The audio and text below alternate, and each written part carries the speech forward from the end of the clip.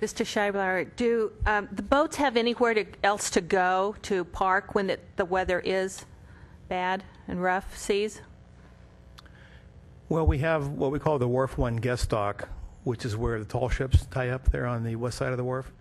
And we have, with some frequency, allowed boats to go over there if for some reason, whatever it is, they can't use their own landing on Wharf 1.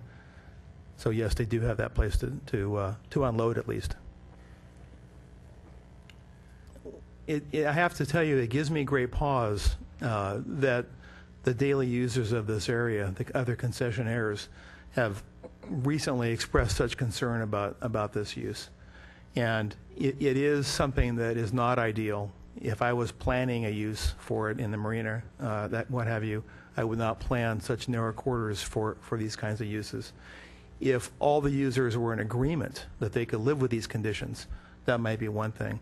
But it does give me pause that they're voicing complaints. One question, Steve, and I have no idea if anybody else would agree to it, but this sailing club, because it's different from the other concessionaires there, is there any chance of switching with someone else and putting it in a different location? Or do you think that no one would be willing to do that? I think the applicant has pointed out correctly the problems of trying to move in some other area. There really is not another area that can accommodate a lot, and really that's the inherent problem with this application, is trying to do a great many things in a narrow, confined area. Okay.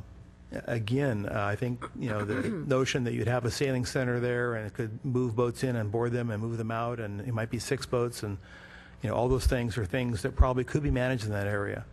But the key question is whether or not this new use in a sense encroaches on the ability of the others to use their leases with some measure of convenience and without tension. Okay, thank you. Great. Okay. This is more of a procedural question. We've heard from staff that there has been new information introduced that the Planning Commission has not reviewed. And as has already been stated, it was the direction of the council several months ago